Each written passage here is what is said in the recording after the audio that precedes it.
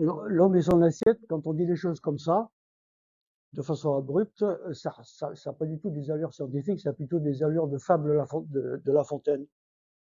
L'homme et son assiette. Bon. En fait, je vais pas vous parler de littérature, j'en serais incapable, mais on va faire un peu de science. J'espère de science abordable pour tout le monde, et un peu de science à la façon Claude Bernard, puisqu'on est dans cette logique, hein, dans cette philosophie bernardienne ici. Alors, ce qui nous intéresse, ce qui m'intéresse moi dans cette conférence, pour penser à mon discours, c'est de m'intéresser à l'assiette, non pas à l'assiette en elle-même, pour ce qu'elle est, mais pour son contenu. Donc, c'est essentiellement ce dont je veux parler, c'est du rapport de l'homme et du contenu de son assiette, donc du rapport de l'homme aux aliments qu'il consomme. Donc, c'est ça la trame générale de mon topo. Alors, d'emblée, euh, on peut dire que le rapport de l'homme à l'aliment est complexe. Ça ne vous surprendra pas. Alors évidemment, il y a ce que tout le monde comprend quand on parle d'alimentation, de nutrition. Ce qui vient en premier à l'esprit, c'est la dimension physiologique du sujet. Donc c'est la partie gauche de ma figure là. L'assiette est remplie. Il faut vivre, il faut manger pour vivre, non pas vivre pour manger. Mais alors ça, c'est ce qui vient sous le sens. Mais ce qui est peut-être un peu moins évident, mais qui est, à mon avis, au moins aussi important, c'est que le contenu de l'assiette est souvent en fait le reflet de la personnalité de chaque individu. Et ça se traduit de façon simplifiée par l'adage dis-moi ce que tu manges, ou d'ailleurs ce que tu ne manges pas, et je te dirai qui tu es sur le plan de la personnalité. Donc voilà, c'est cette complexité que je vais essayer de vous montrer là-dedans, dans cet exposé, et puis de voir sur quoi ça débouche en termes d'applications concrètes pour l'alimentation humaine de tous les jours. Alors évidemment, je ne résiste pas au plaisir de vous présenter le menu de mon exposé. Alors on va commencer par examiner justement ce rapport à l'aliment du mangeur humain, le rapport étant complexe, multiple, ces rapports étant évidemment multiples. On adoptera ensuite une approche un peu historique, en remontant au paléolithique. Qu'est-ce qu'on sait de la façon dont mangeaient nos ancêtres? Donc on parlera du mangeur, cueilleur, chasseur. Et ensuite, on remontera vers le 21e siècle, en passant par le mangeur agricole au néolithique au XVIIIe siècle, passera au mangeur industriel, puis au mangeur d'aujourd'hui. Et puis on verra quelles sont les conséquences de ce que les spécialistes appellent la transition nutritionnelle, qui est cette période charnière à la fin du XIXe siècle, au début du XXe siècle, qui fait qu'on a assez profondément changé nos habitudes alimentaires par rapport à nos ancêtres. Donc on verra les conséquences mondiales. On verra qu'elles ne s'appliquent pas seulement, touchent pas ces conséquences uniquement la population française, bien évidemment. Et puis on terminera avec, logiquement, le mangeur du futur, à quoi il faut s'attendre, et puis sur quoi débouche, en corrélation avec la définition de la façon dont on va manger dans les années qui viennent. Le futur, c'est pas forcément dans 100 ans ou 200 ans, c'est dans les 10 ans qui viennent. Qu'est-ce qu'est cette notion dont tout le monde vous parle dans les médias, sans souvent donner un sens précis, et surtout la plupart du temps pas scientifique? Qu'est-ce que c'est une alimentation saine et durable? Vous verrez que c'est pas si compliqué que ça. Voilà. Donc d'abord, commençons par les rapports de l'homme, du mangeur humain avec l'aliment. La dimension princeps, la première qui vient à l'esprit, c'est quelle est cette dimension biologique de façon générale, physiologique, biochimique, en partie physique, on va voir. Alors l'aliment, évidemment, a d'abord une signification physiologique, en ce sens que les aliments apportent à l'organisme humain, mais dans toute la lignée animale, c'est un peu la même chose. Les aliments apportent à l'organisme à la fois des matériaux, des briques, et puis du carburant, de l'énergie. En fait, quand on dit les aliments apportent de l'énergie et des matériaux à l'organisme, c'est pas directement les aliments, mais ce qui résulte d'une première transformation des aliments en ce qu'on appelle les nutriments. Et les nutriments, c'est pas superposable aux aliments. Les nutriments, ce sont les briques, comme j'ai dit, qui apportent l'énergie directement aux cellules qui circulent dans votre sang. Les nutriments circulent dans votre sang, alors que les aliments, évidemment, ne circulent pas dans votre sang. Et l'intermédiaire, l'interface entre aliments et nutriments, c'est quoi? C'est le tube digestif. C'est le fait que les protéines qui sont présentes dans ce steak vont être digérées en briques élémentaires qui sont les acides aminés, qui eux vont passer dans votre sang et seront utilisables directement par les cellules. Donc, dans la fonction d'alimentation, de nutrition, il ne faut pas oublier que tout se passe d'abord au niveau du tube digestif, avant d'être ensuite transformé biochimiquement au niveau de chacune de nos cellules. Alors les nutriments, c'est essentiellement trois classes de nutriments. C'est le glucose, parce qu'on consomme, nos cellules, elles consomment du glucose. Elles ne consomment pas de l'amidon, elles ne consomment pas du saccharose, elles consomment du glucose, des acides aminés et des acides gras. C'est ça les trois familles de nutriments. Et c'est eux qui vont être métabolisés, c'est-à-dire qui vont être cassés par les enzymes intracellulaires la plupart du temps. Ils sont dégradés, cette dégradation, ce catabolisme se fait obligatoirement en présence d'oxygène. C'est pour ça qu'on a besoin pour fonctionner, pour bien manger, pour bien vivre, de vivre dans un milieu aérobie. Et cet oxygène est apporté par l'hémoglobine de notre sang, au niveau des cellules. Et donc, vous allez à la fois au niveau de nos cellules, donc, le fait que la cellule va dégrader, en général c'est dans son cytoplasme, va casser les molécules de glucose, récupérer l'énergie qui était l'énergie de liaison entre les atomes qui constituaient cette molécule de glucose. Et cette récupération d'énergie, elle se fait où? Dans un organisme qui est absolument incontournable, indispensable au fonctionnement de nos cellules.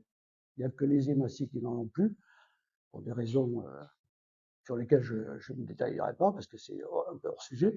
Mais donc, pensez que la centrale énergétique de la cellule, le système biochimique qui extrait l'énergie à partir des molécules de glucose ou des molécules d'acide gras, c'est la mitochondrie.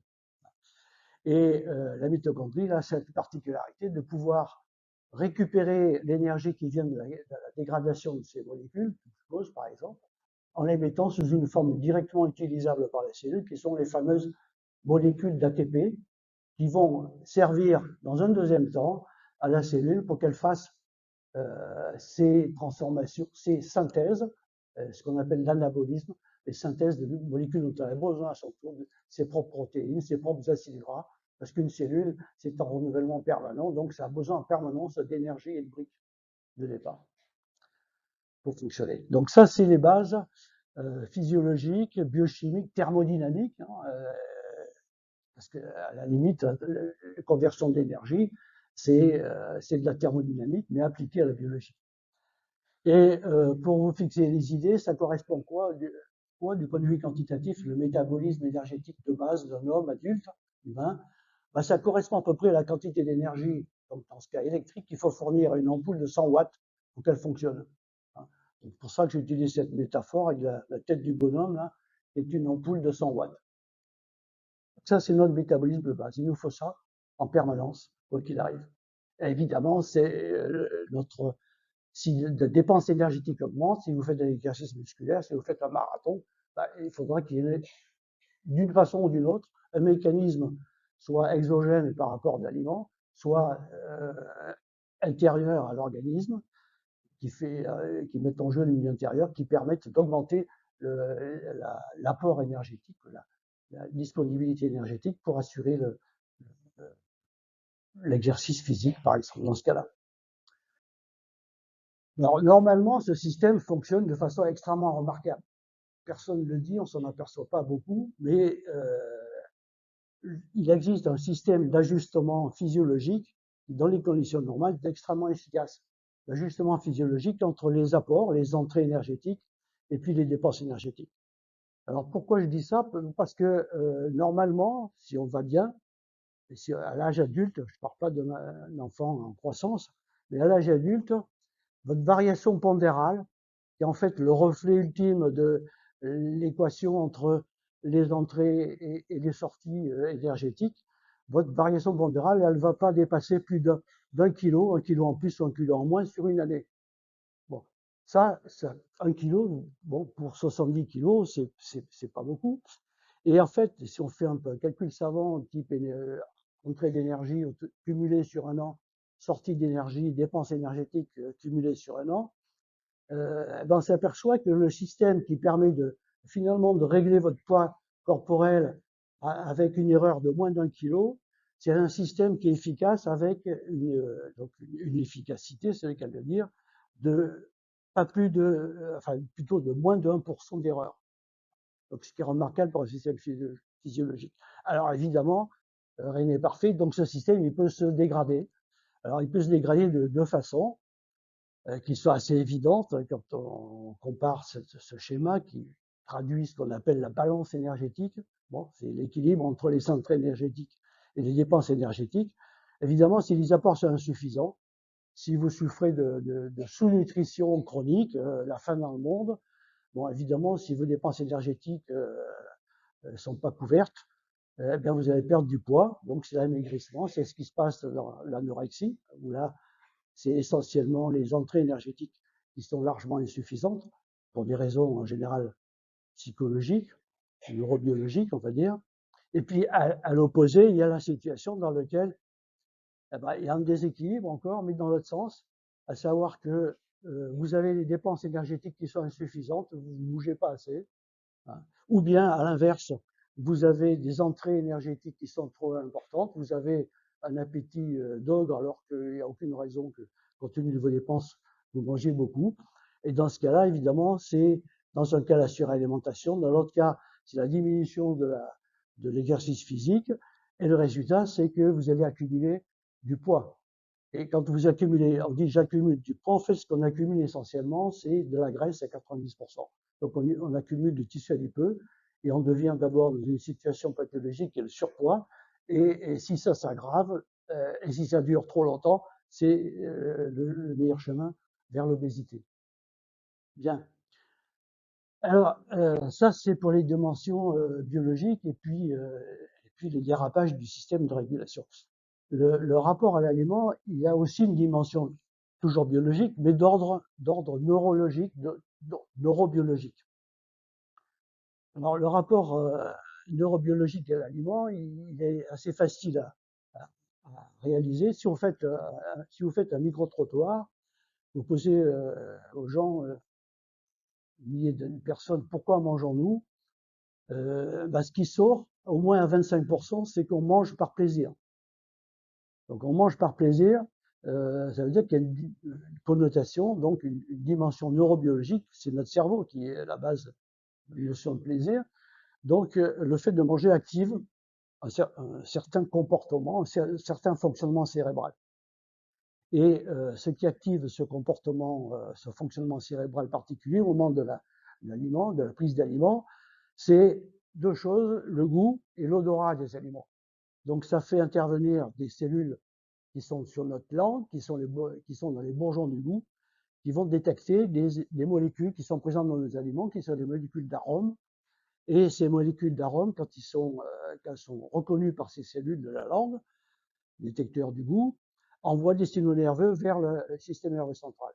Et puis, il y a une deuxième composante qui est l'odeur de l'aliment. Donc, ce sont des molécules odorantes. Là encore, c'est de la chimie de base. Mais ces molécules odorantes sont reconnues par des récepteurs de la muqueuse nasale ou du haut du palais. Et donc, là encore, on a des signaux nerveux spécifiques de ces molécules odorantes qui partent vers la base du cerveau, et en particulier vers une région qu'on appelle l'aire tegmentale, qui est ici en bas, à la base du cerveau. L'avant du cerveau est là, l'arrière est là. Et ces neurones de l'aire tegmentale, lorsqu'ils sont activés par ces molécules, par les influx nerveux qui viennent des bourgeons du goût, ces neurones de l'aire tegmentale sécrètent un neuromédiateur, dont vous avez tous forcément entendu parler, qui est la dopamine, qui est, comme on dit souvent, un neuromédiateur du plaisir. Bon, on pourrait épiloguer là-dessus. N'empêche que dans le cas d'espèces, c'est de la dopamine qui est libérée localement. Et cette dopamine va à son tour moduler le fonctionnement d'une zone qui est importante. Quand on pense au plaisir, et ici le plaisir de manger, c'est trois noyaux, c'est-à-dire des noyaux, c'est des paquets de neurones particuliers qui sont spécialisés, forment 3 zones qu'on appelle l'amygdale, le noyau accumbens et l'insula, peu importe. Mais ça forme ce que les neurobiologistes reconnaissent comme être le circuit de la récompense. Quand on prend ce type d'aliment, un aliment qui vous donne du plaisir, le sucre par exemple, vous activez d'une certaine façon votre circuit de la récompense. Et donc vous avez une sensation globale au niveau de l'organisme de plaisir à déguster une boisson sucrée si vous aimez le sucre. Bon, voilà. Et puis ça c'est pour le plaisir. Et puis il y a l'inverse du plaisir qui est l'aversion ou le dégoût. Et là aussi, on connaît des zones centrales qui sont pas très différentes de celles du circuit de la récompense, donc qui sont tout proches, pas forcément les mêmes, mais là encore qui impliquent des neurones qui sont dans l'amygdale et dans l'insula, et qui elles sont activées, mais pas quand vous prenez du sucre, mais quand vous prenez des choses qui vous donnent du dégoût, par exemple. Voilà.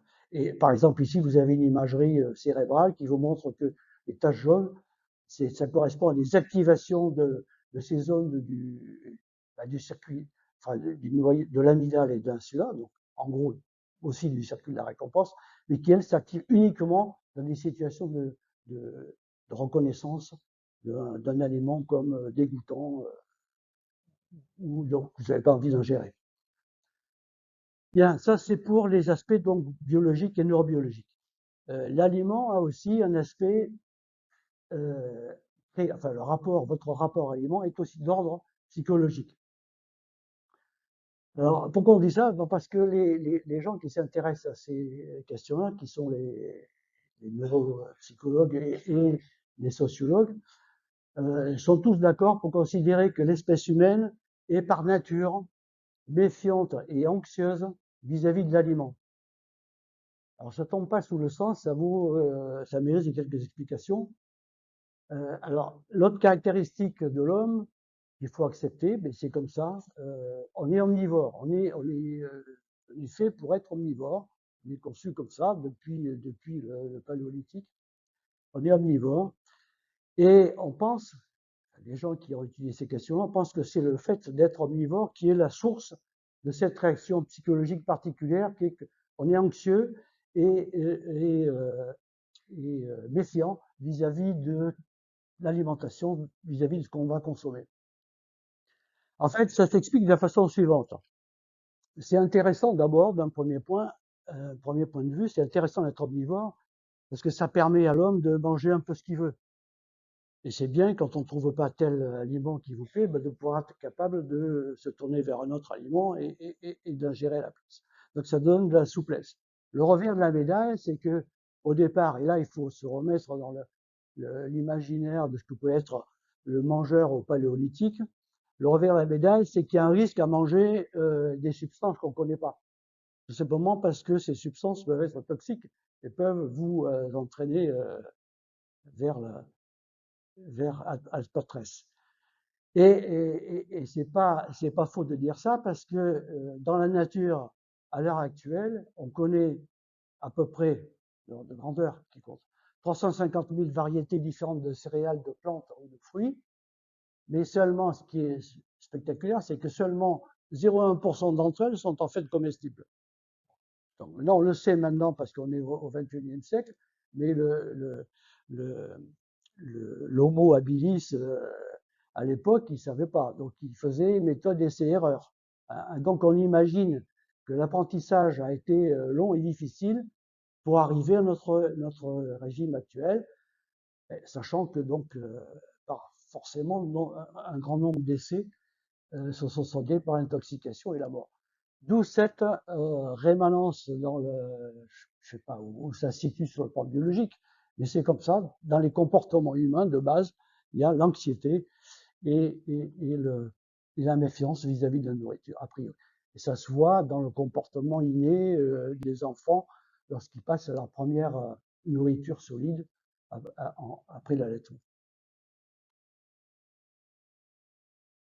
Alors, une autre cause de l'anxiété alimentaire, c'est la peur ancestrale de la faim, la peur de manquer.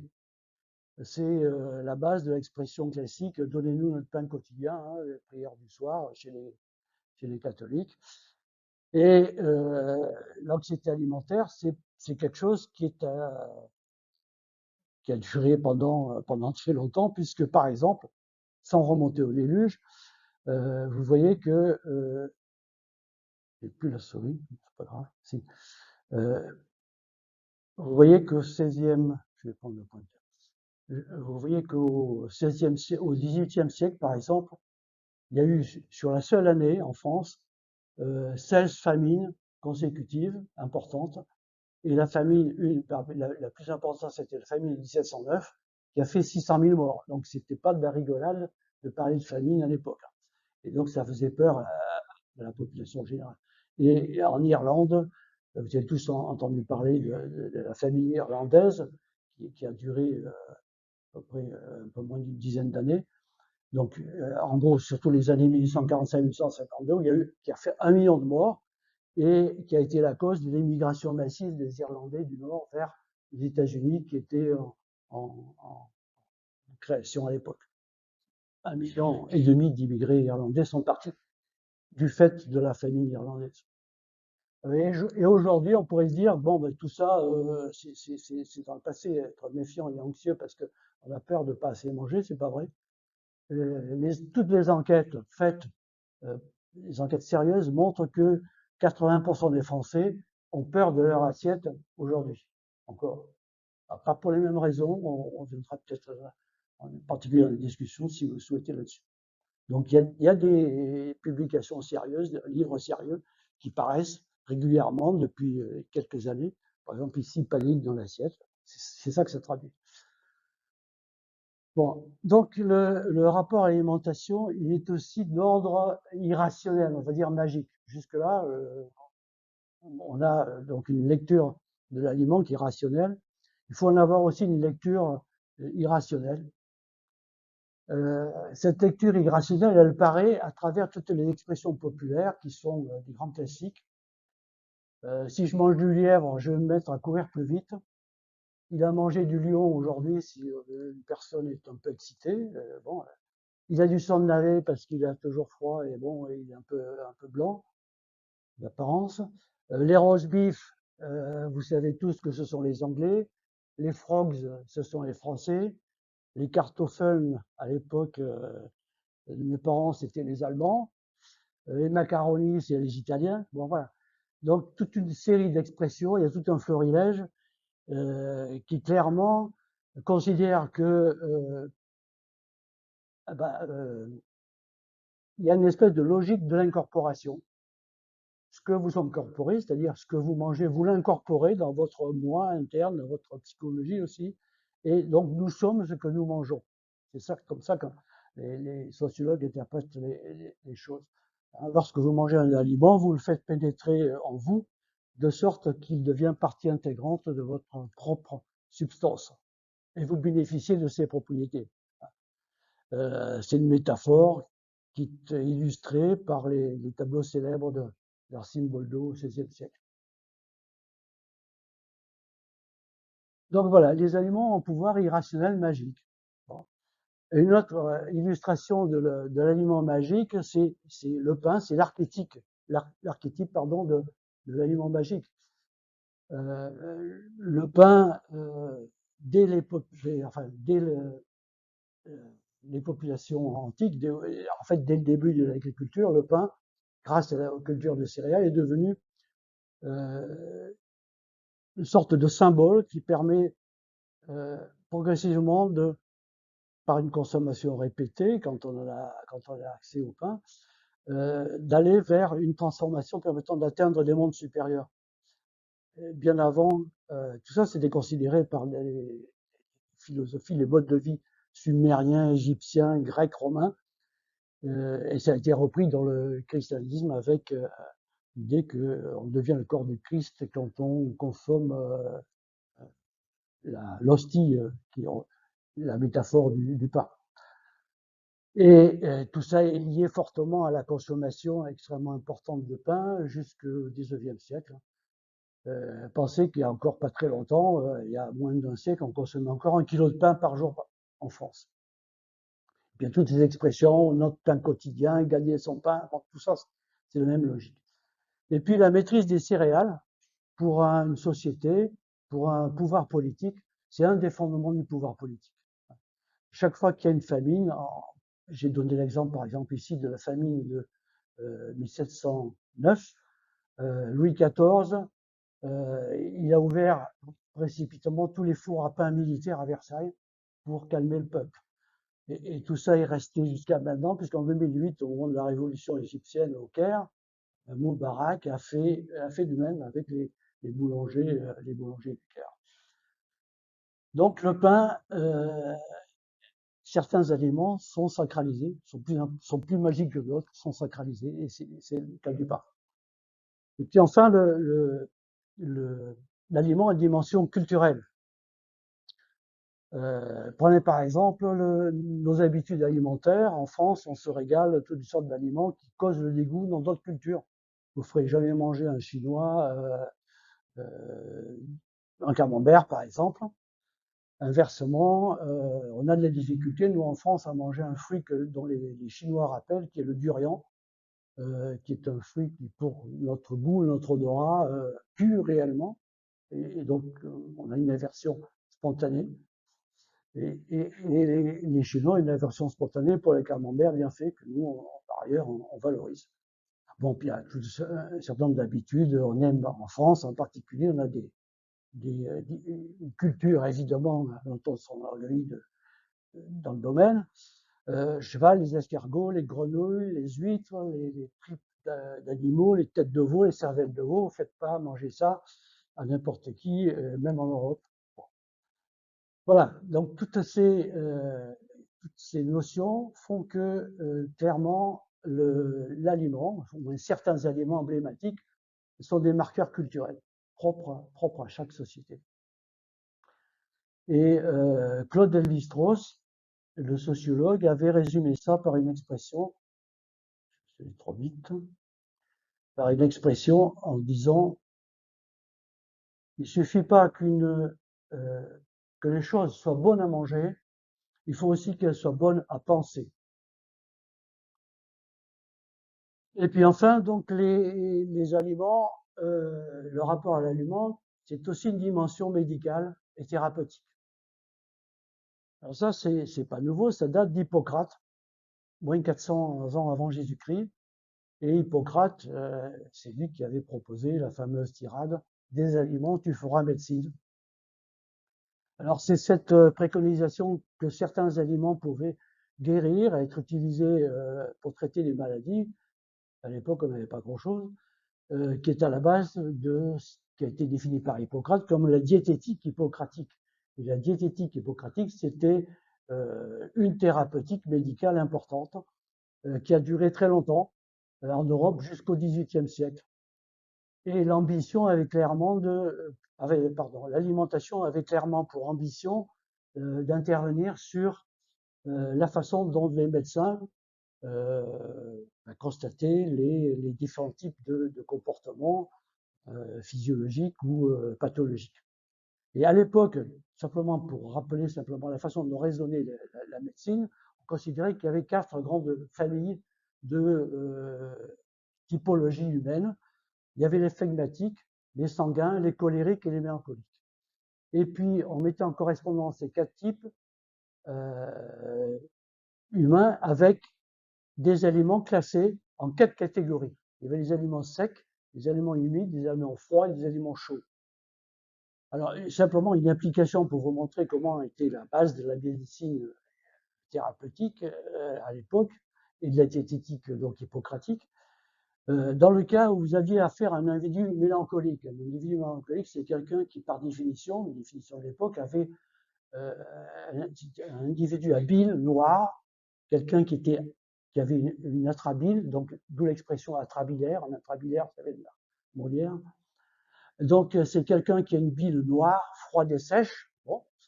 Lui, il doit consommer des aliments qui sont du même acabit, si je puis dire, c'est-à-dire des aliments froids, secs. Dans le cas d'espèce, il s'agissait de lentilles et de viande de porc. On lui proposera plutôt de manger ça s'il veut continuer à être équilibré dans son comportement mélancolique. Mais en cas d'excès de mélancolie, il faut intervenir quand il y a trop de bile noire eh bien, on doit consommer un autre type d'aliments, des aliments qui sont classés comme antagonistes par rapport aux aliments proposés quand tout allait bien. Et donc, dans ce cas-là, l'individu qui va pas bien, qui aggrave la sécrétion de bulles noires, si je puis dire, il devra consommer des aliments qui sont chauds et humides, c'est-à-dire plutôt des volailles et du vin. Bon, on raisonnait comme ça. Alors cette diététique hippocratique, elle sévira jusqu'au XVIIIe siècle, et donc en se fondant, vous l'avez compris, essentiellement sur des croyances et plus sur des faits raisonnés. Et donc après 2000 ans de règne, la diététique hippocratique, elle cède la place à la diététique moderne, seulement au XIXe siècle, où là c'est la physiologie qui naît, donc Claude Bernard y participe, et c'est la connaissance des aliments qui commence à être sur le plan quantitatif, sur le plan qualitatif beaucoup plus, enfin qui commence à l'être réellement, et qui, grâce en particulier aux chimistes allemands et aux physiologistes français, progresse à la fin du XIXe siècle. Là, on commence à avoir des bases solides, un peu plus raisonnables, un peu plus quantifiées. Et donc, on classe les aliments par rapport à leur chimie, c'est le début de la chimie appliquée aux aliments. Et puis, on les classe aussi sur le plan qualitatif. On commence à découvrir les vitamines. On s'aperçoit que dans certains aliments, il y a on va appeler plus tard des micronutriments, les vitamines. Bon, on découvre les vitamines, fin du XIXe siècle. Et important, on s'aperçoit que les vitamines peuvent guérir un certain nombre de maladies, de carences, qui sont connues depuis plusieurs siècles, scorbut, pélag, rachitis. Donc c'est le début de la physiologie de ces applications en nutrition raisonnée. Donc c'est le début d'une alimentation rationnelle qui est fondée sur des principes scientifiques et non plus sur les croyances. Vous voyez que c'est pas si vieux que ça. C'est en gros les années 1850. Et de nos jours, la diététique moderne, l'héritière de l'ancienne diététique hippocratique qui est abandonnée, bon, heureusement, diététique moderne est donc la fille de la nutrition scientifique, et elle est au cœur des stratégies de maintien en bonne santé et de prévention des maladies. Ça, c'est indiscutable.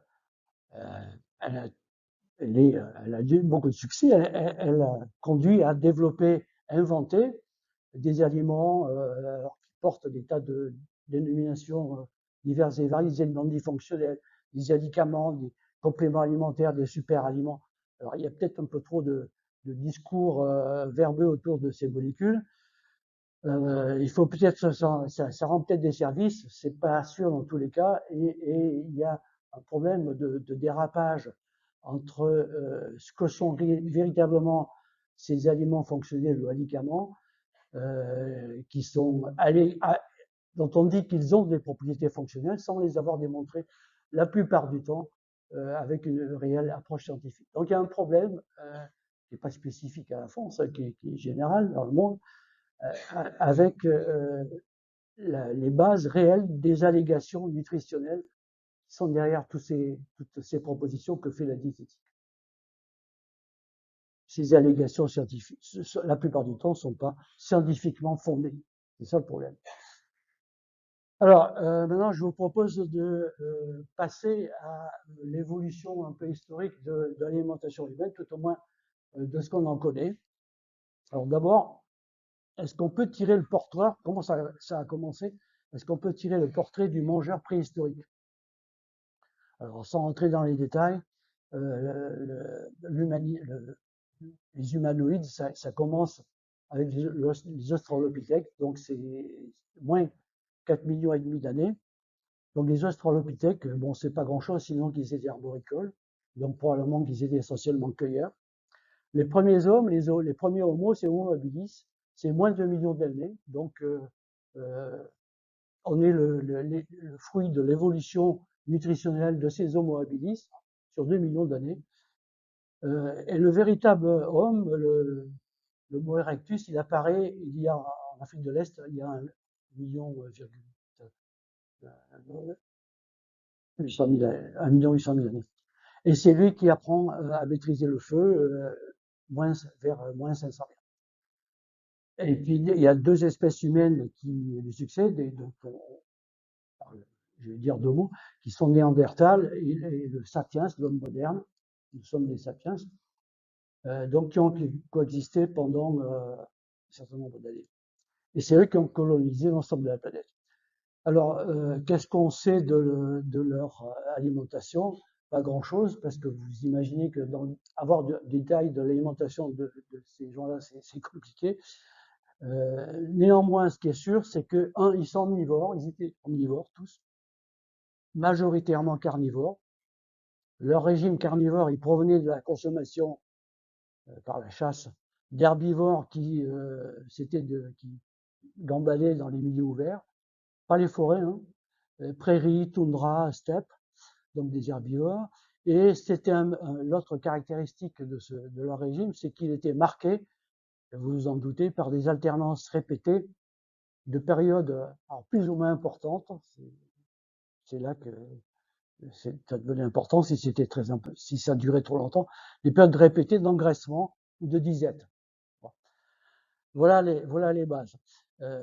Et donc, pendant 2 millions d'années, ça veut dire 99% de notre histoire, le genre Homo a fondé son système alimentaire sur l'utilisation opportuniste de la flore et de la faune. Régime cueilleur-chasseur. Et c'est seulement vers moins de 10 000 ans, début du néolithique, par définition, que l'Homo sapiens se sédentarise. Alors il se sédentarise, il reste cueilleur-chasseur en partie, mais il devient agriculteur. Et c'est pour ça qu'il s'est sédentarisé. Il devient agriculteur, il commence à cultiver des céréales. Donc les céréales, c'est essentiellement des amidons qui vont être à disposition sur le plan alimentaire. Il est agriculteur et il élève des espèces animales domestiquées. Il commence à manger des corps gras, la viande de bœuf ou le mouton, et des huiles végétales parce qu'il cultive des plantes à graines, donc il commence à manger plus d'amidons et plus de corps gras, plus de lipides. Et puis d'autre part, le fait qu'il devienne agriculteur, qu'il soit sédentarisé, il augmente globalement son apport calorique. Il y a plus de possibilités de s'alimenter avec ce qu'il produit. Et donc, il régularise sur le temps, de façon chronique, son apport calorique. Ce qui ne veut pas dire qu'il mange à sa faim en permanence, mais donc cette régularisation relative de l'apport calorique, ça améliore ses capacités de protection contre les famines qui, néanmoins, devaient probablement persister, mais peut-être être moins sévères en termes d'impact.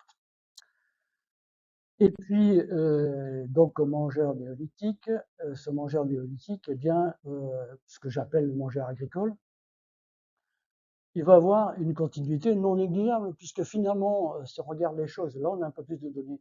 Au XVIIIe siècle, en Europe, finalement, le régime de l'Européen moyen, c'était pratiquement le régime dont je viens de vous parler, mangeur agricole. Donc, qu'est-ce que c'était en Europe, en France en particulier? C'était essentiellement pour tout le monde des bouillies de céréales, du pain noir, du lait, des fromages et des œufs. Et donc là-dedans, 75%, c'est ce qui figure ici, 75% de l'apport calorique total est assuré par des amidons qui proviennent des végétaux. Bon. Et puis, il y a des catégories qui ont un peu mieux à se mettre sous la dent, c'est le cas de le dire. Le gibier, donc la viande rouge en particulier, c'est réservé aux élites, aux laïcs,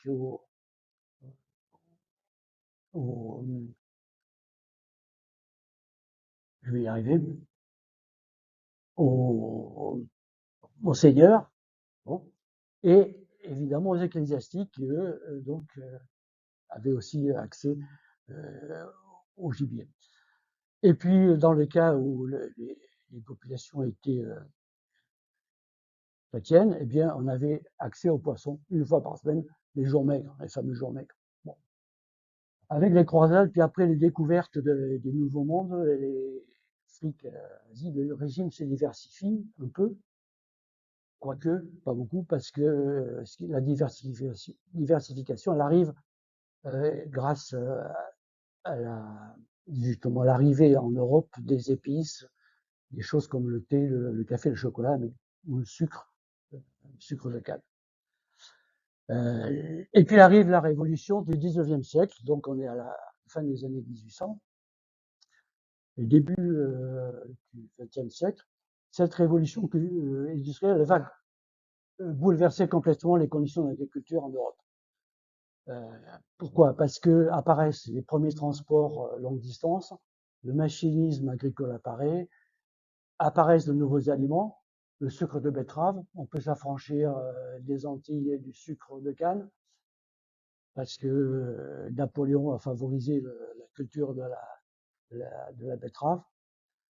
Il y a de nouveaux procédés de conservation qui sont mis au point, apertisation, pasteurisation, congélation. Et puis l'agro-industrie apparaît, le productivisme agricole augmente, les premiers engrais permettent d'avoir des meilleurs rendements dans les champs.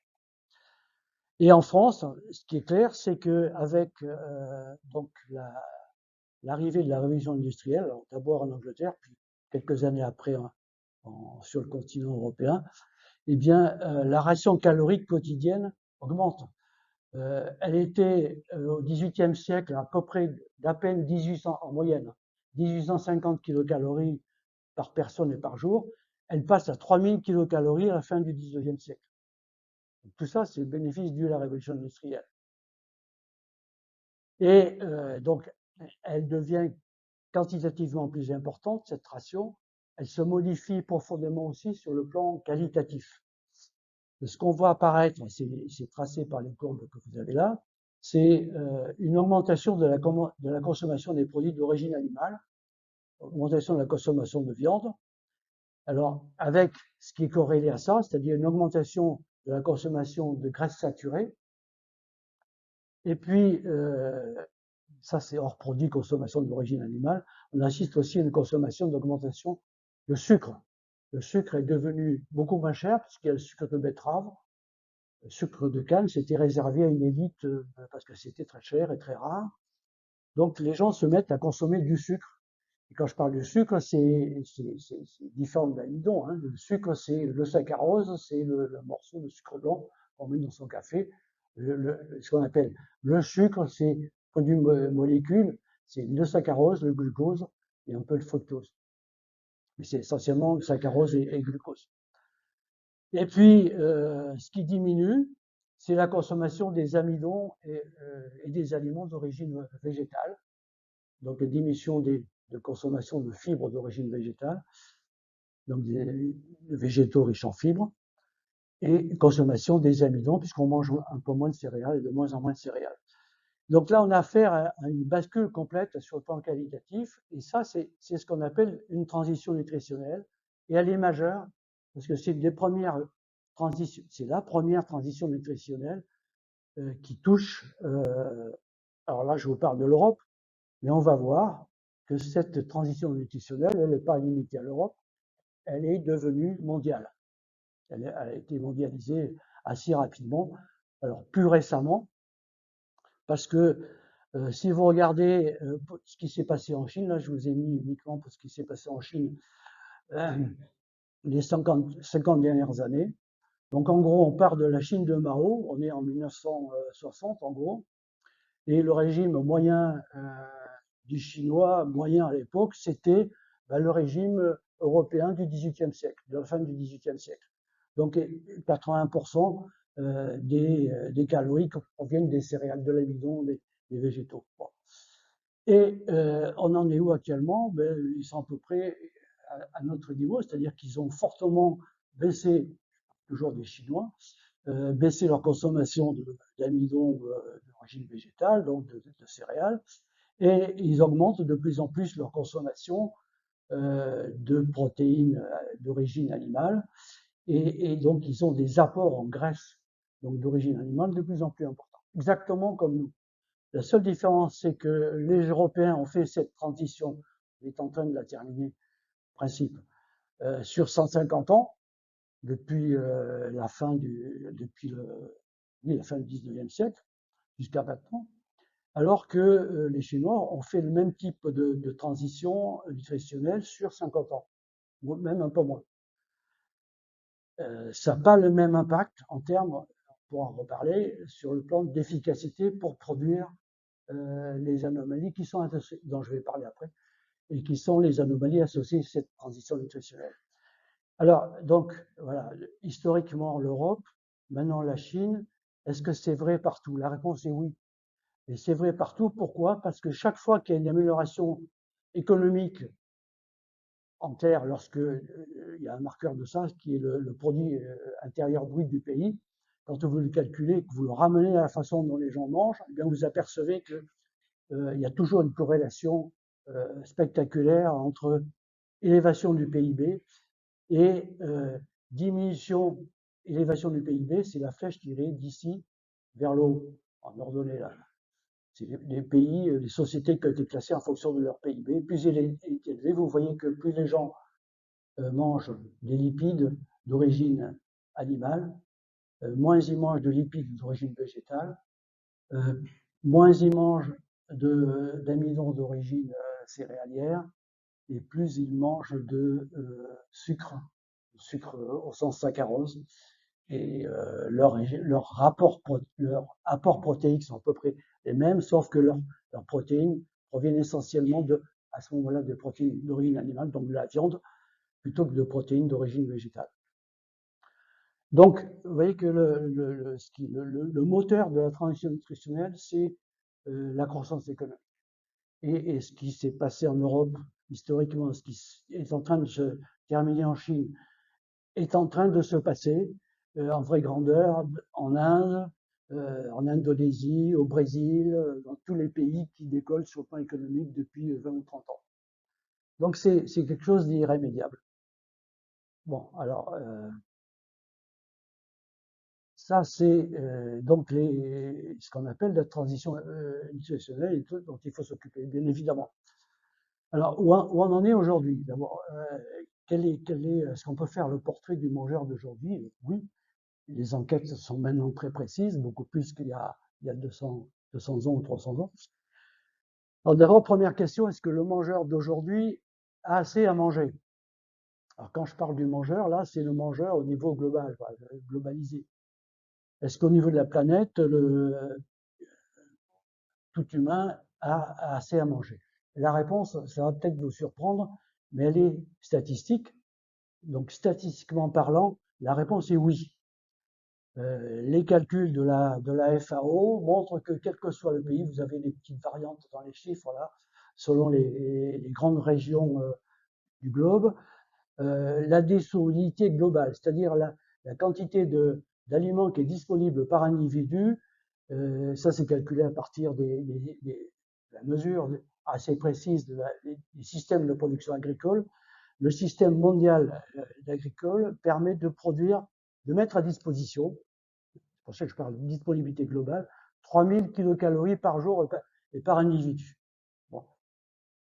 3000 kilocalories, c'est confortable, puisqu'on considère qu'un homme adulte a besoin d'entre 2000 et 2002 maximum kilocalories par jour, sauf si c'est un travailleur de force, sauf cas particulier. Donc la moyenne, c'est 2000, on va dire 2000 kilocalories par jour. Donc la disponibilité excède les besoins. Bon. Alors, où ça part le reste, puisque on va le voir tout à l'heure, il y a quand même encore de la faim dans le monde. Le gros problème qui apparaît quand on fait ce genre d'analyse au niveau global, mondial, c'est que en fait le système de production agricole et le système de distribution de ces disponibilités donc est extrêmement gaspilleur. Donc on a à la fois un système paradoxal qui produit en abondance mais qui gaspille beaucoup. 30%, on considère à l'heure actuelle que de l'ordre de 30% du volume de tout ce qui est à destinée alimentaire est perdu. Perdu pour des tas de raisons, il n'arrive pas donc aux consommateurs. Donc 30% des aliments produits sont perdus, donc il y a de la marge pour essayer d'être plus efficace, déjà. Donc, voilà, théoriquement, donc on a assez à manger. C'est ça que ça veut dire, mais on gaspille trop. L'autre paradoxe du mangeur d'aujourd'hui, c'est que il est à la fois devenu un mangeur individuel et il est toujours aussi anxieux qu'à l'époque du paléolithique au néolithique. Donc ça, c'est paradoxal. C'est paradoxal parce que l'abondance, la diversité et la sûreté sanitaire des aliments n'ont jamais été aussi importants dans l'histoire humaine. Ça, on l'oublie souvent. Quand je vous dis les crises sanitaires, il y en a tous les jours, toutes les semaines. Oui, mais c'est ponctuel, c'est microscopique à l'échelle de la population globale. Bon, ce qu'il faut voir, c'est que l'aliment n'a jamais été aussi sûr sur le plan sanitaire, par exemple. Et aussi diversifié, on a accès à tout. Eh ben, n'empêche que les consommateurs expriment une forme d'anxiété au sujet de leur alimentation. Alors, ça se traduit sur le terrain de plusieurs façons. Il y a des sous-groupes humains, de plus en plus de sous-groupes, qui ont des choix alimentaires personnels, qui les justifient pour des raisons souvent irrationnelles. Et puis, il y a plein de gens qui disent, moi, je fais un régime sans quelque chose parce que bon, moi les OGM ça me plaît pas, le cholestérol ça me plaît pas, donc sans lait, sans lactose, bon, enfin, bref, vous connaissez toutes ces choses-là. Et en France, par exemple, c'est pas négligeable puisque 11% des gens se déclarent intolérants au gluten, 16% consomment des produits bio, bon, 30% se déclarent intolérants au lactose, tous des paramètres sur le même plan. Mais ça montre qu'il y a des sous-groupes alimentaires, de comportements alimentaires qui sont de plus en plus importants maintenant. 34% des foyers ont réduit leur consommation de viande. Donc on a une morcellisation, une individualisation des habitudes alimentaires. Et parmi les tendances actuelles, la tendance probablement la plus forte, c'est la tendance sans viande. C'est la plus puissante en France et en Europe de façon générale, aux États-Unis aussi. Alors en fait, cette tendance sans viande, j'avais mis la viande en arrivée il y a 100 ans, elle est en index aujourd'hui, mais c'est la réalité. Le but pour un consommateur qui commençait à avoir un peu d'argent à la fin du 19e siècle, c'était de pouvoir s'acheter un bon steak de bœuf. Bon, maintenant elle est mise en index, alors pour des raisons à la fois rationnelles et irrationnelles. Souvent, ce sont des considérations éthiques et écologiques. Mais là, il faut différencier les catégories de sans viande. Pas tout mélanger. Il y a la grande majorité des gens, je pense, qui sont déjà ou vont le devenir, en France en particulier, c'est donc les gens qu'on peut classer sous le terme de flexitariens, c'est-à-dire des végétariens occasionnels. Ils sont omnivores, mais ils limitent leur consommation de viande à 1 ou 2 fois par semaine. Bon, ça permet de faire des économies dans le système de production de viande, en particulier les viandes rouges. Il y a les végétariens qui, eux, ne se nourrissent que de fruits et de légumes, mais la plupart du temps, ils consomment des œufs et boivent du lait. Donc, c'est pas totalement indépendant de production animale. Il y a un sous-groupe particulier qui sont les pécétariens, qui sont des végétariens qui consomment néanmoins, qui s'accordent le droit de consommer du poisson et des crustacés. Et puis, il y a les végétaliens. Les végétaliens, c'est les végétariens stricts, car ils consomment, comme leur nom l'indique, donc, ni lait, ni œufs, ni produits dérivés de l'animal, mais seulement des légumes ou des fruits. Puis il y a les véganes. Alors, les véganes, eux, refusent tout ce qui pourrait provenir de l'animal. Ils ne portent pas de laine, pas de suie, pas de soie, pas de cuir. Je fais une compression. Ils n'utilisent pas de produits cosmétiques, pas de produits ménagers, parce que ces produits sont testés avant d'être mis sur le marché sur les animaux. Et ils ne participent à aucun loisir mettant en scène des animaux. Ils vont pas au cirque, ils vont pas aux zoos. Ils prônent l'antispécisme. Il n'y a pas de différence. L'antispécisme, c'est il n'y a pas de différence entre l'espèce animale et l'espèce humaine. Donc c'est plus, on devient de plus en plus éloigné d'une alimentation spécifique. C'est un mode de vie, c'est des gens qui adoptent un mode de vie respectable par ailleurs, mais qui est basé sur le refus d'exploitation animale. Donc c'est une philosophie de vie, c'est autre chose. Bien, alors donc on va revenir maintenant à cette transition animale qui fait une dernière partie de ce que j'ai à vous raconter. Et cette transition nutritionnelle, donc je l'ai dit qu'elle est mondialisée, elle a des conséquences majeure pour l'humanité. D'abord, la première conséquence, c'est qu'elle touche la population du globe, c'est-à-dire de l'ordre de, à l'heure actuelle, 8 milliards, mais que cette transition nutritionnelle, vous avez vu, elle va persister et toucher les 30% de plus d'humains qui vont venir avec nous entre 2025 et 2050. Donc la question c'est, aujourd'hui, comment on fait pour, on sait nourrir 8 milliards, comment on fait aujourd'hui pour prévoir de nourrir 10 milliards d'individus dans 25 ans, et dans 25 ans c'est demain. Et au passage, vous voyez la courbe démographique.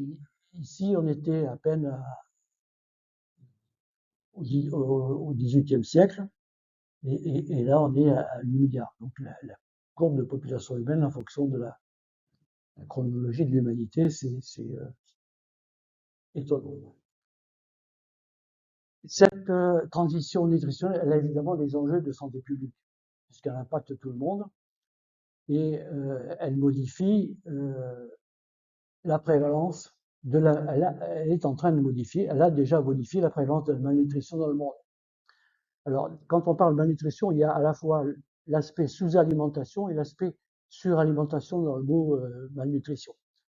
Donc, la sous-alimentation mondiale, l'impact de cette transition nutritionnelle, c'est un impact plutôt positif. Pourquoi je dis ça? Parce que si vous regardez la courbe noire, là, entre 2000 et puis maintenant, la prévalence, c'est-à-dire le pourcentage de gens qui souffrent de la faim chronique, de façon chronique, a diminué. N'empêche que, en nombre absolu, on a encore 800 millions de personnes qui n'ont pas une sous-alimentation terriblement sévère, mais souffrent de façon chronique d'apports caloriques, et en particulier protéiques, inadéquats. Et ça a des conséquences sur le plan alimentaire, qui sont des retards de croissance chez l'adulte. Puis l'autre conséquence majeure, qui elle est carrément négative, de la transition nutritionnelle, c'est l'impact sur la prévalence du surpoids et de l'obésité. Donc ça, c'est Karine qui va vous en parler beaucoup mieux que moi.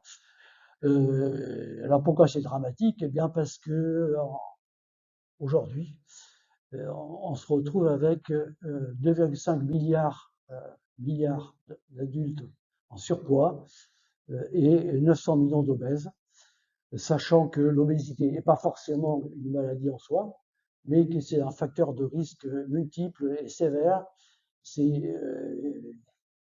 ce qu'on fait malheureusement de mieux pour avoir plus tard, au bout de X années d'obésité, un diabète de type 2, des choses dont vous avez tous entendu parler, une stéatose hépatique, certaines formes de cancer, l'apnée du sommeil, et puis des maladies cardiovasculaires. Et puis, le dernier impact et non des moindres, de la transition nutritionnelle, c'est qu'elle a un impact écologique et donc climatique particulièrement sévère. Tout le monde s'accorde à dire, les experts s'accordent à dire plus exactement, que les systèmes de production et de distribution alimentaire sont impliqués dans la pollution des nappes d'eau, mais aussi de l'atmosphère, pollution donc chimique, dans la biodiversité, et en particulier des espèces qui sont utiles pour les productions agricoles, et puis dans l'émission des gaz à effet de serre, que ce soit à travers le CO2 ou le méthane émis par les bovins, par exemple. Et donc tout ça participe au réchauffement climatique. Et on considère à l'heure actuelle, par exemple, que l'agriculture, elle seule, est responsable de 15% de la totalité des émissions de gaz à effet de serre. Et il y a probablement des choses à faire, mais qui sont déjà en cours de mise en musique, si je puis dire, sur le terrain, dans certains milieux de production agricole.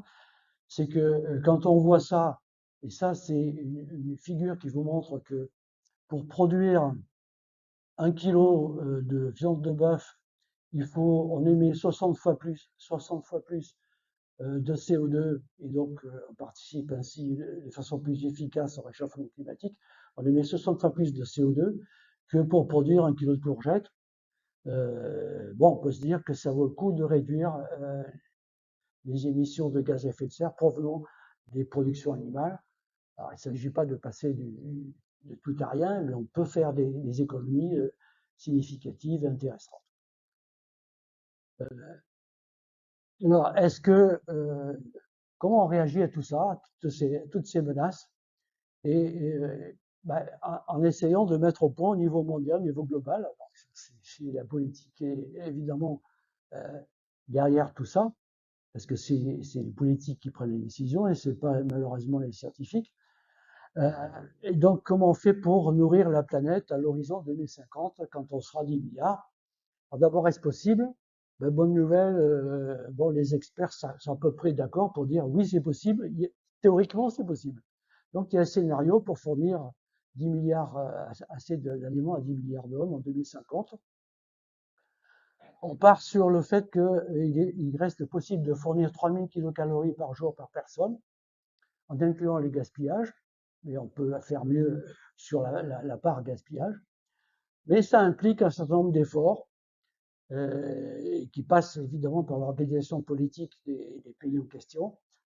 Il faut que dans un certain nombre de pays, les USA, le Brésil, l'Argentine, l'Europe, la Russie, l'Australie, on passe de 2700 à plutôt à 2000 kilocalories, donc il faut baisser l'apport calorique, le maintenir en Afrique, en Inde, le maintenir par contre au Moyen-Orient et augmenter, offrir plus d'apport calorique aux populations en Afrique, en Inde, et puis avoir une légère augmentation de la surface des surfaces agricoles cultivées dans le monde entier.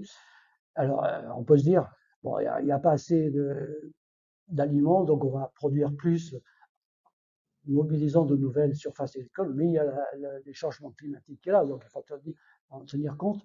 Néanmoins, on peut admettre qu'une augmentation modérée des surfaces cultivées est tolérable.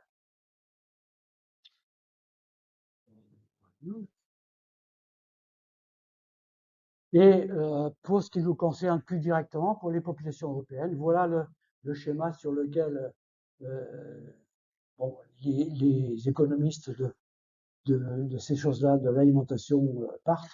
Ils proposent de passer à une diminution de la consommation de viande et de charcuterie de façon chronique, une diminution de la consommation de sucre, pas forcément d'amidon, une augmentation de la consommation de fruits et légumes, de féculents, c'est des choses que vous connaissez tous probablement, qui sont répétées un peu en boucle, avec un objectif de 2000 kilocalories par jour par personne. Ce sont typiquement les directives qui sont déclinées dans le plan national nutrition santé, qu'on voit 10 fois par jour au bas de son écran de télé, mais qui sont pas perçus, à mon avis, par la population générale. Voilà. Et pour terminer, bon, je terminerai par le dessert. Alors, je vous propose de faire un petit clin d'œil à Brillat-Savarin. C'est un local presque, puisqu'il est né à 100 km d'ici, à Belay, dans l'Ain. Voici quelques aphorismes qu'il nous a transmis que je vous propose. L'univers n'a rien que pour la vie. Tout ce qui vit se nourrit, donc la nutrition, c'est crucial. Les animaux se repaissent, l'homme mange, l'homme d'esprit seul sait manger. Et bien sûr, le célèbre « Dis-moi ce que tu manges, je te dirai qui tu es ». Merci.